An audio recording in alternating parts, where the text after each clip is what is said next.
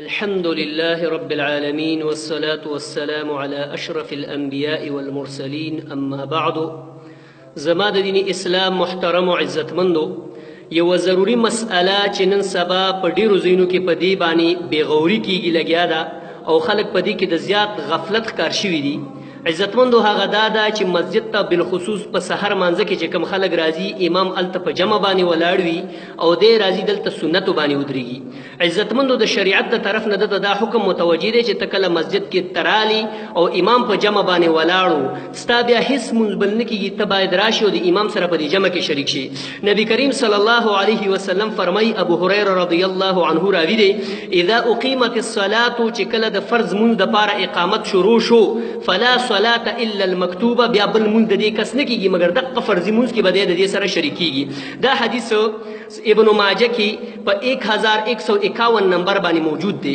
د دې نه علاوه دا مسلم په صلاة المسافرین کې هم راویستی دی، باب کراهیت الشروع فی نافلة بعد شروع المؤذن فی اقامة الصلاة کې دی چې هغې کې نمبر 910 نمبر دی په صحیح مسلم کې.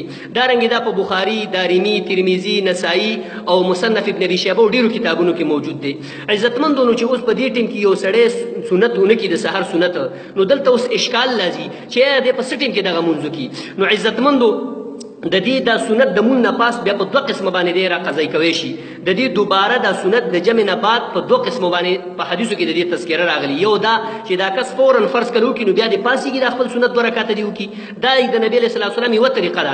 بله طریقه د نبی علیه السلام په دې کې دا ده چې کله نور راوخیږي او هغه مکروه ټیم ختم شي نو په هغه ټیم کې هم دا دوه رکعاته مونځ کوی شي. په دواړو باندې صحیح احادیث موجود دي.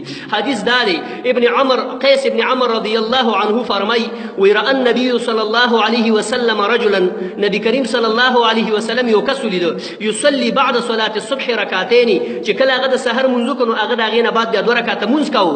فقال النبي صلی الله علیه وسلم، نبی کریم صلی الله علیه وسلم هغه ته وفرمایل، اصلاة الصبح مرتین، ته د سحر مونځ دوه ځلې کې، یو ځل خو تا مونځ سره په جمع وکړو، مونږ چې سلام وګرځو ته پاسېدې بیا په دوه رکعته مونځ ودرېدې، دا مونځ ته دوباره کې.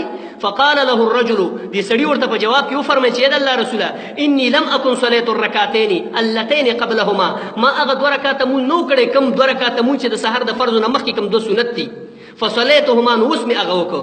قال راوي فرمایي فسکت النبي صلی الله علیه وسلم، نبی کریم صلی الله علیه وسلم په دې وخت کې خاموش شو. عزتمندو دې ته سنت تقریري وي چې د نبی کریم صلی الله علیه وسلم په مخ کې یو کار وشو، نبی علیه السلام د هغې منع ونه کړي، نو دا جائز طریقه وي او دا سنت وي. نو د دې سنت حکم دا دی چې کله ته جومات ته راغی امام په جمع باندې ولاړو، ته بیا د سحر سنت په دې ټیم کې مه کوه، ته د امام سره شریک شه. کله چې امام سلام واړو د هغې نه بعد به بیا ته پاسېږي او دا دوه رکعته مونځ به وکړي.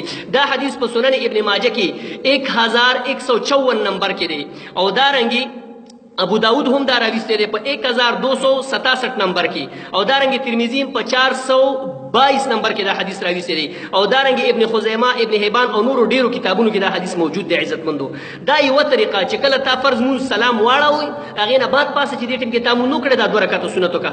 بله طریقه دا ده چې کله نور راوخوتو نو د هغې نه بعد هم ته دا سنت کوی شي. ابو هریره رضی الله عنه فرمایي چې ان النبي صلی الله علیه وسلم نام عن رکعتي الفجر، نبی کریم صلی الله علیه وسلم د دې فجر یعنی د صلات د سحر د مانځه دا دوه رکعته سنت چې کوم دي د دې نه اوده پاتې شوی وو.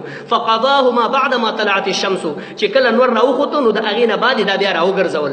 عزتمندو دا دوه طریقې د سحر په سنتو کې دي. اول خو ته دا مخکې وکړه، که بالفرض مخکې دې ونه کړه مسجد ته راغی امام په مونځ باندې ولاړو، په دې ټیم کې به ته دا نه کوې، ته به د امام سره شریکېږي. بیا ستا خوښه چې د دې فرض مونځ نه بعد متصلا دا راګرځئ او که د نور خطو نه بعد راګرځئ. الهو العالمین دې موږ تاسو ته په صحیح احادیثو د عمل کولو توفیق نصیب کړي. وجزاکم الله خیرا.